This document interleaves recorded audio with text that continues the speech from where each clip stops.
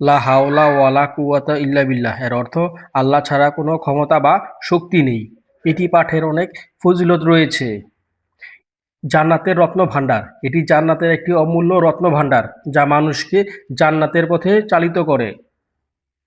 গুনাহ মাফ ও রহমত, এই জিকির গুনাহ মাফ করে এবং আল্লাহর রহমত এনে দেয়। মানসিক প্রশান্তি, এটি উদ্বেগ দূর করে এবং আল্লাহর ওপর নির্ভরশীলতা বাড়ায় যা মানসিক শান্তি এনে দেয়। দোয়া কবুল, এটি দোয়া কবুল হওয়ার একটি মাধ্যম। শয়তানের ক্ষতি থেকে সুরক্ষা, শয়তানের কুমন্ত্রণা ও বদনজর থেকে রক্ষা করে। তাওফিক লাভ, ভালো কাজ করার ও পাপাচার থেকে দূরে থাকার শক্তি ও তাওফিক সক্ষমতা পাওয়া যায়। কঠিন পরিস্থিতি মোকাবেলা, দুঃখ কষ্ট ও কঠিন পরিস্থিতি এটি পড়লে আল্লাহ সাহায্য করেন। কখন পড়বেন?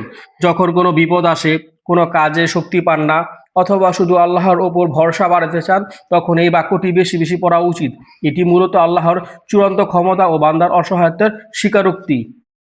এরকম শিক্ষণীয় ভিডিও পেতে সাবস্ক্রাইব করে পাশে থাকুন। ধন্যবাদ।